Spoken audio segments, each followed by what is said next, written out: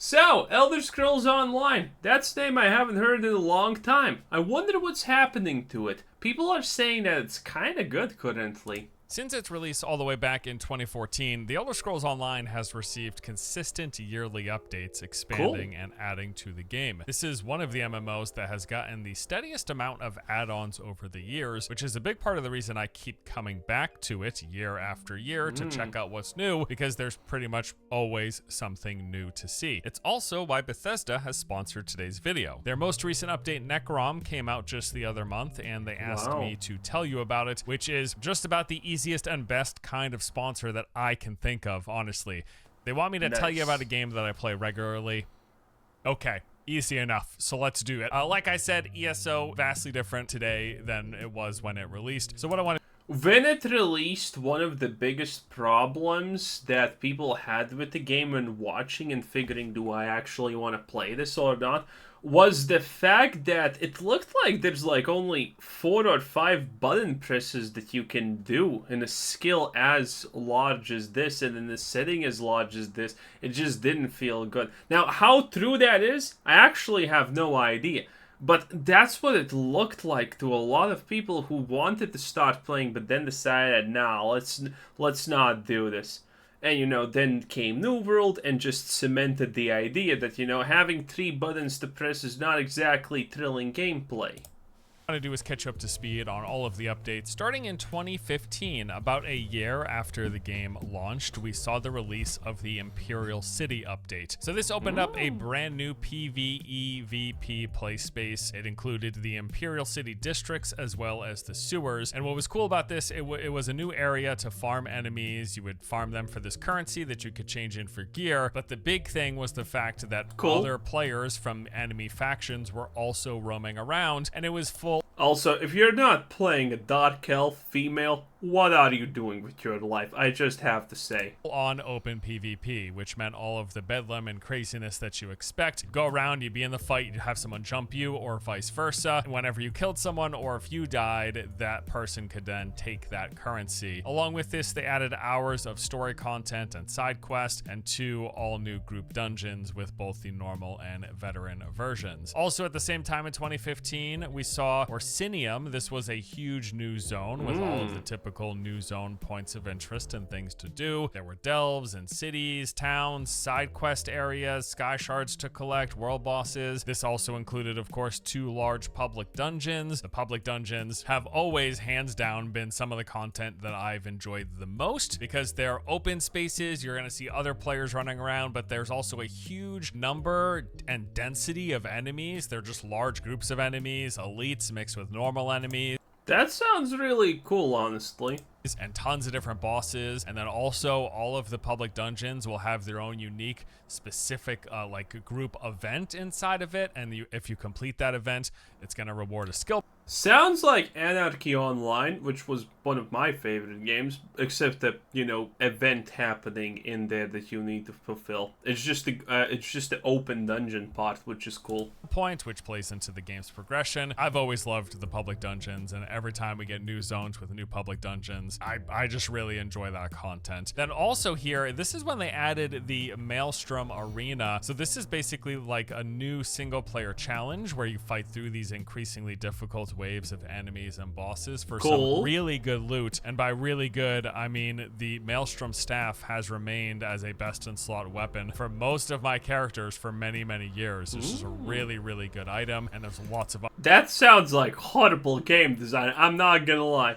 When your progression is not horizontal, as much as I understand the progression in this game is vertical, not actually horizontal, bruh. But either way, when you have vertical progression and something like 5 years old is still the best in slot thing for you for all that time, that's called bad game design. And when you have horizontal progression, I mean, that's still bad game design. Dude, this makes me worry about the game, okay? The idea that something like that can happen is kind of a little bit not good, not gonna lie.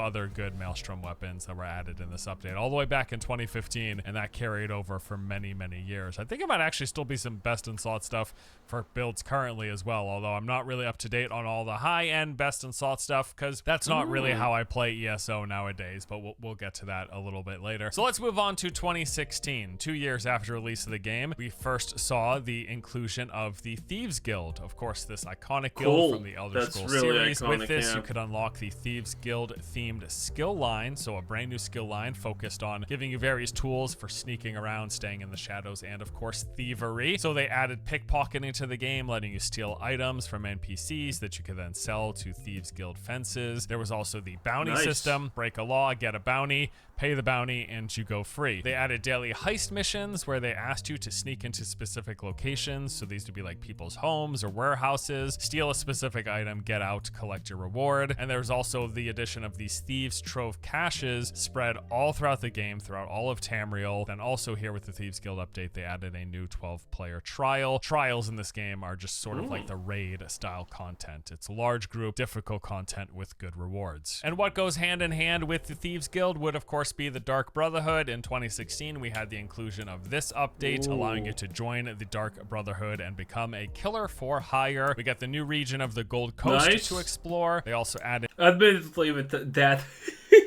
Admittedly, with that, all the iconic things that people know from Elder Scrolls is done.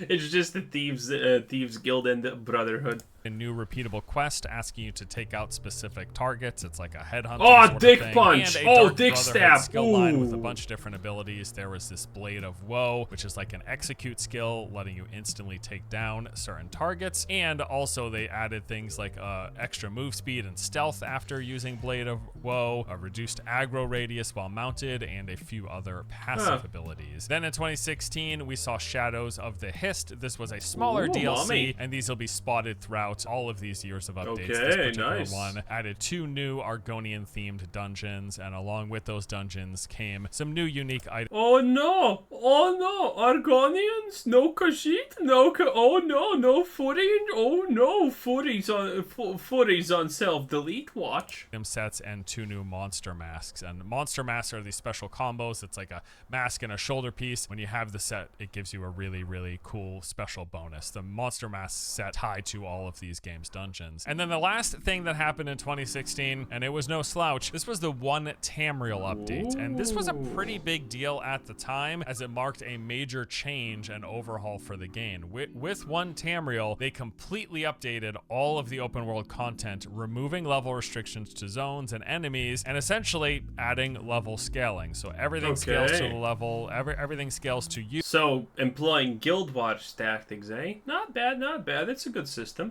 The player, no matter what kind of content you're doing, it's going to be whatever level you are. Personally, enjoy the fact that it does remove that restriction and just let you approach any content. Basically makes it so that there are no dead zones, there is no dead content, and at least I feel for ESO, it really changed its focus from that sort of vertical progression, the climbing of the ladder of power, and then having zones and enemies tied to that, to a more horizontal progression. And that's how I approach ESO nowadays. Although horizontal progression is best progression, because then you have so much to do. It's all meaningful. You always are a winner for doing something. It's just great. But it's hard to pull off, so a lot of games don't do that. And that's what everyone wants for World of Warcraft Classic Plus, horizontal progression. But that's probably never happening. You have pinnacle stuff to go for and power things to long-term power progression to kind of strive towards. It is very much so horizontal for a majority of the game, especially for the overworld. In One Tamriel, they also removed all of the alliance restrictions for grouping. So ESO is a 3-faction game, and initially, once you picked a faction, you were locked into that and you couldn't play with people from other factions. Well, they got rid of that so that you can group and play with people and for your friends who are in different factions, although the PvP... Disgusting. I will never party with an Argonian or Khajiit male. Khajiit females are okay. I will never. These are... I'm not a degenerate. He does still have that faction war mechanic to it. With the world scaling now, of course, the level differences between players also didn't matter. So if you were level 50 and then you had a friend who was level 10 and just started playing, you could still group with them. And both of these changes just made it so that it became easier for people to play together, which I think overall is a good Makes thing. sense. And like I said, this also made it so that all of the open world content remained relevant. I mean, it is a good thing, but, you know, it begs the question, do people actually do play together? Because most people are solo players nowadays, okay? Let's be real. People like to play solo. None of us have friends nowadays, okay? Now, let's not even try to speak about girlfriends and wives. We first need to get past the hurdle of having friends to play with.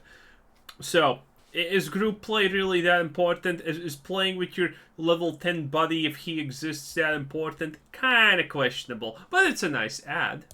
No matter your level. And that's a feature of the game that I still enjoy to this game. I will have a max level character. I'm not max CP points, but I'm max character level, and I can still go to like starting zones for the various factions, areas that in the original game would have been like level 1 to 10. I can still go. It's still meaningful. I'm still getting XP from killing enemies. I'm still getting loot that's leveled up, and I'm still collecting sky shards. Like, it's really good because none of the zones then turn into dead zones, which again, I do appreciate. Other additions with One Tamriel included them adding player dueling to the game, and they also, and this was pretty big, they added ultimates for every weapon skill line. So every single weapon in the game, the two-handed melee, one-handed melee, sword and shield, the staffs, the destruction and restoration staffs, the bow, every single weapon in the game then also got an ultimate added to it, which just added a bunch more variety of skills and different kind of builds for players to do. And some of those weapon skill line ultimates are pretty darn good. I've used them in various builds that I've had on characters over the years. Okay, so after One Tamriel, we move into 2017. We had a somewhat small update with the Homestead update. This was focused on player housing. You know what player housing? Dude, this is a little more like the history of what's happening in Elder Scrolls Online, not the actual game. Wow.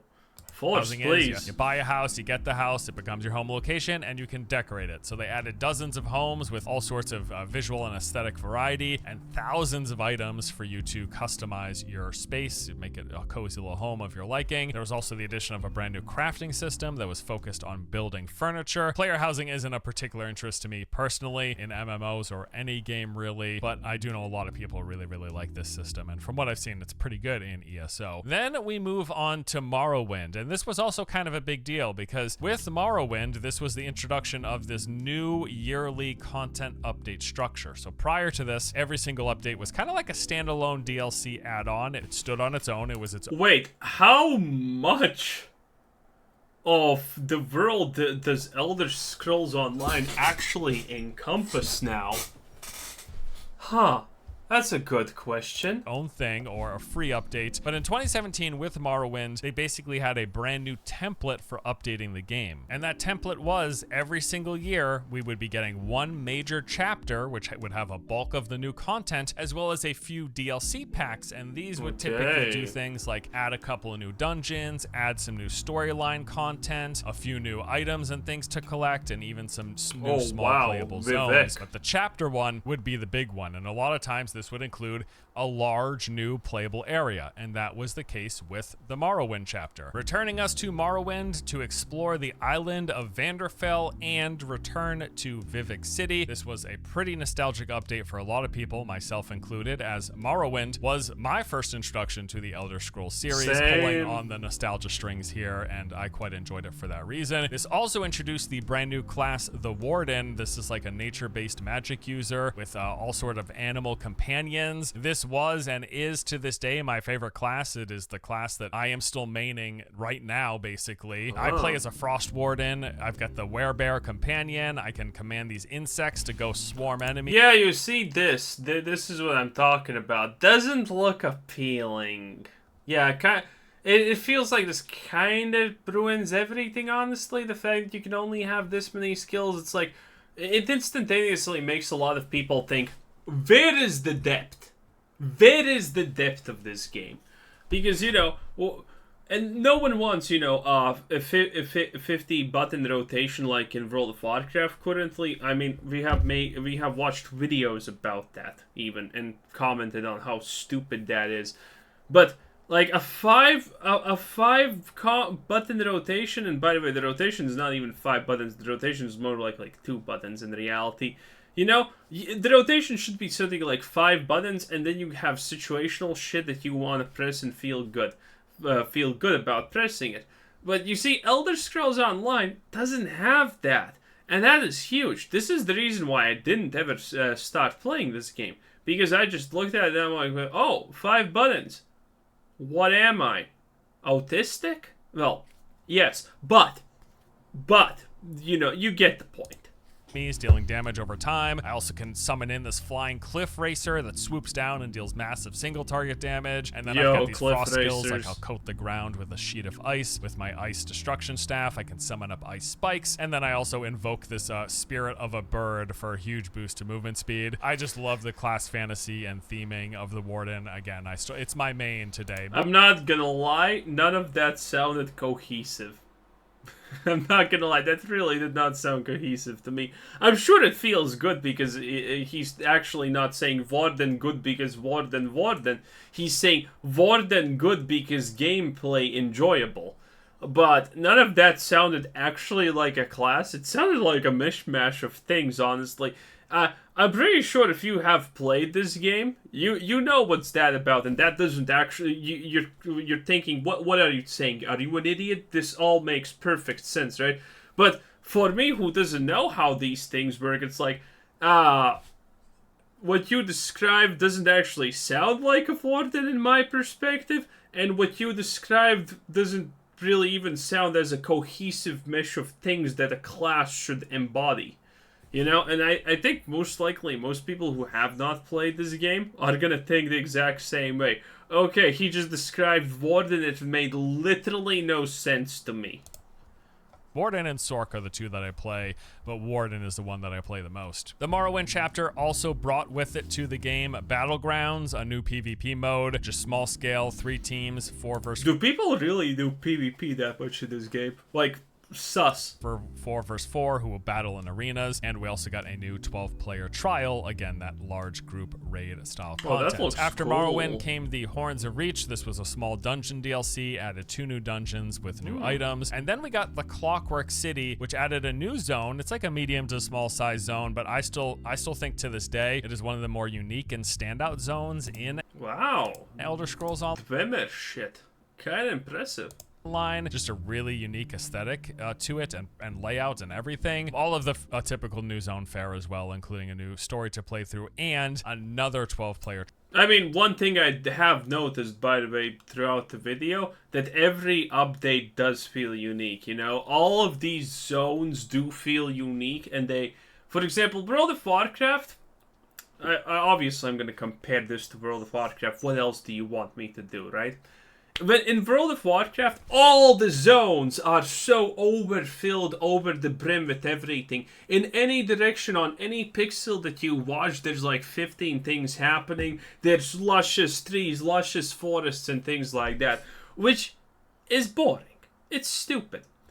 When everything is oversaturated with literally the same garbage, it feels like garbage. But here currently, I don't know, you kind of look at some parts of this video, like, and you see the stuff. It looks like a zone. It has its feel. It has its look. But it's not constantly telling you, oh, look at that, I'm an artistic masterpiece. Every inch of me is perfection. I like that. I like that it actually feels like a real place, not like some kind of World of Warcraft, you know, donkey riding experience where everything is literally designed to, like, just get your attention because look at how special and unique we are.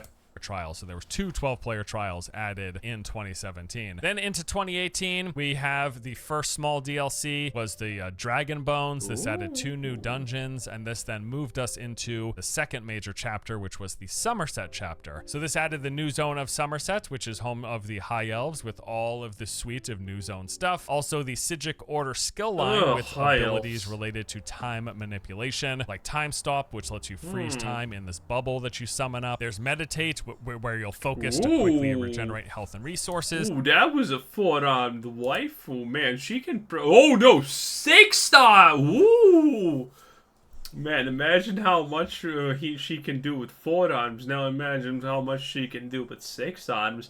I mean, best game ever. I'm already making my account, boys. It's where you'll focus to quickly regenerate health and resources, and undo, which is really cool. This is an ultimate that will rewind time 4 seconds, and what that means in actuality is it takes you back 4 seconds to the health and resources you had, as well as the location that you were in. Somerset also has jewelry crafting, stuff, letting us make rings and necklaces, a new 12-player trial. After Somerset, we saw the small DLC of Wolf Hunter, which added 2 new dungeons and items. And then finally, Murkmire added Murkmire, the new swampy region. This is being the Argonians' homeland. And we also saw the Black Rose Prison, which was a new 4-player arena. Team of people will face off against waves of enemies. Moving into 2019, the first DLC was the dungeon DLC Wrathstone, added 2 new dungeons. And this was the beginning of 2019's what was then dubbed Season of the Dragon. And 2019 is when they started like basically naming what the year of updates was called. So 2019 Season of the Dragon, big major chapter update was Elsewhere, adding the new zone of Elsewhere. This of course being the Khajiit homeland. This update focused on dragons with tons of Elder Scrolls have fallen. I'm already deleting my account. Dragon-themed locations and content. There would be dragons flying around the zone, and they were sometimes kind enough to land so you could kill them, which this was basically the new public zone event in place of the Dolmen invasions, which are in all of base Elder Scrolls Online. Elsewhere also added the Necromancer class, although I'm gonna be honest, I don't know a ton about this class. It's actually the one class in the game that I have yet to play,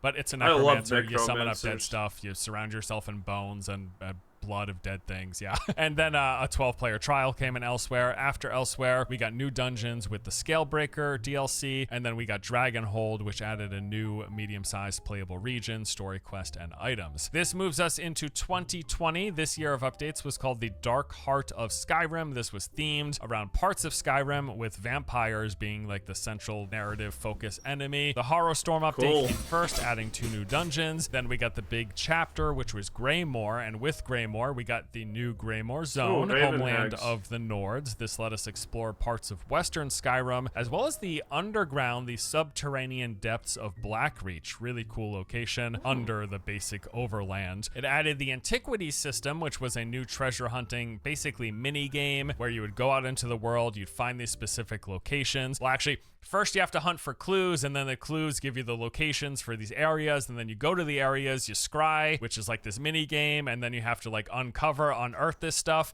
and it lets you collect these items, and then with those items you can get some really super powerful unique gear. Really cool stuff. There's also like cosmetic things and stuff like that, but some of like the best gear in the game comes from this antiquity system through this like treasure hunting. In Greymoor, the public world event was called Horrorstorms, these like supernatural storms that you could partake in. They added a new 12-player trial, of course, and then after that we got Stonethorn, which added 2 new dungeons, and then Markarth, which added a new playable area, wrapped up the conclusion of that year of stories, and they also added a new solo arena for people to try out. Then in 2021, this was called the Gates of Oblivion year of updates, themed around Daedra. The first DLC, Flames of Ambition. Dude, imagine how long they needed to actually add some Daedra stuff. That's insane. Added 2 new dungeons, items, and began the story. Then the big update was called Blackwood. This added the new zone of Blackwood, includes the Imperial City of Leyawen and the Bogs of Shadowfen. This is also when they introduced the companion system. These are basically just allies that will follow you around and fight alongside you. They also have the new world event of... Holy shit!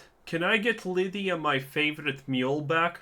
I think it's time, boys. Oblivion portals, and a new 12-player trial. After Blackwood, we got the Waking Flame dungeon DLC with 2 new dungeons, and then it all wrapped up with the Deadlands, which brought a new playable area and the conclusion to that year's stories. Then moving on to 2022, this year of updates was the Legacy of the Bretons. But almost there. It was about the Bretons. The first DLC was Ascending Tide, 2 new dungeons and items. Then we got the new zone and the chapter of High Isle and Amanos. So with this, we got new stuff, new zone, all the new zone things. We got some new companions. They also introduced a brand new system called Tales of Tribute. It's basically like a collectible card game that is within ESO. All sorts of activities to build up your decks, and then you can take your decks and do collectible card game dueling with other people. They added Volcanic Vents. This is is the I'm not gonna lie, that honestly does sound like just a absolute waste of time. That does not sound enjoyable in the slightest. Why would you want to play a card game in your MMORPG? I don't know. That sounds like a failure in my eyes, honestly. Leave in the comments if you think it's good. Leave in the comments even if it's remotely useful or liked by the community. But man, I think that's like not smart to add. the new version of the world events, another 12-player trial. After that was the Lost Depths dungeon DLC with 2 new dungeons, and it all wrapped up with the Fire Song DLC, which added the new zone, the island of Galen, and some new story content to conclude all of that. And that finally brings us to this year, 2023. Yay! So this year of updates is called Shadow over Morrowind. Where is it? Well, Morrowind, more or less. So the first one was Scribes of Fate. That was the first DLC, added 2 new dungeons. This entire year of updates is focused on the Daedric Prince of Knowledge, otherwise known as Hermaeus Mora. So the big chapter update that just took place is called Necrom. So with this update, we got 2 new zones. First, we start off by exploring the Telvanni Peninsula. This has got many familiar sights from the world of Morrowind, like the towering mushrooms and many jagged spires. Very Morrowind reminiscent here because it's part of that. We also have and get to explore the city of Necrom, and this is where the Dark Elves honor their dead. And then after progressing the story and playing through the Telvanni Peninsula, we make our way to the Daedric realm of Apocrypha, which is a bit more strange to say the least. We got structures made out of basically entirely piles of stacked books and tomes, things like the Endless Library. I mean, if it's the Daedric Prince of Knowledge, I kind of completely get that. Lots of fossilized objects and bones all over the place. We got those big swirly crustacean things that I'm sure you remember from science class books when you were a kid. Both zones also have the usual suite of things, tons of side quests, all sorts of delves, the public dungeons, the events, collectibles, shrines, world bosses, and world events. And this new world event system, quite unique in that it's an instanced world event rather than just being something you stumble across. These are called Bastion Mimics, and basically how this works is you go around collecting these special materials that drop from Seekers. Seekers are like these mini bosses that roam around the zones. I tried doing them solo and they were actually quite difficult. Not impossible, but certainly not the easiest. Once you collect 5 of those resources, you then bring them to these special locations and they let you open a portal into a Bastion Mimic. And basically this is just go through, fight a bunch of different enemies and defeat a boss, a final boss. There's 3 variations to those bosses, I believe. Now being new zones, like I said, they've got delves and dungeons and sounds kind of cool, I guess. Just an open world activity that you can do. Nothing against that. Again, these are my favorite kinds of things. So there's a couple of there's 2 new ones in the Telvanni area, and these are fairly familiar looking, basic kind of ESO stuff. Like we've got an egg mine full of Quama, for example. But I gotta say, in Necrom, there are some really cool areas. Specifically, there are some dungeons, or delves as they're called, made entirely out of stacked books, and you're basically going through these bridges made of books and all the walls and everything, and you got like all sorts of funky looking enemies, like the floating eyes. They even basically have like eye security cameras where they'll be scanning the ground, and if you walk over them, it'll shoot out a beam that will paralyze you if you got hit. There's also this one that's like a ship graveyard with this wreckage that's suspended midair. Some really cool areas. And this sort, I talk about this every time I talk about ESO, but exploring delves and public dungeons, some of my favorite content in the game. I just really enjoy it. In Necrom, they also added 2 new companions for you to have fight by your side, and of course a new 12-player trial. Wow, these look pretty interesting. Yeah, this is some more or less unique Nightmare Fuel mob design. I like it. Probably the biggest thing besides the new play space and all of that is a brand new class. This is the Arcanist class with access to destructive, restorative, and defensive magic by channeling arcane energies, ancient runes, and lost tomes of power. This is the first class in the game to be— Now imagine, dude, this game would have been absolutely so Slayer if it did have the World of Warcraft principle system of, like, you know, up to 20 skills. You know, you have your rotation of 1 or 2 skills, or maybe 3 or 5 if you're really smart about it. And then you have your, you know, stuff that you can just do because it's situational. This game looks so honestly good. This game just looks nice. It looks good. It looks feasible. It looks likable. But again, I'm just looking at the fact that you have only 5 spells, and it's like,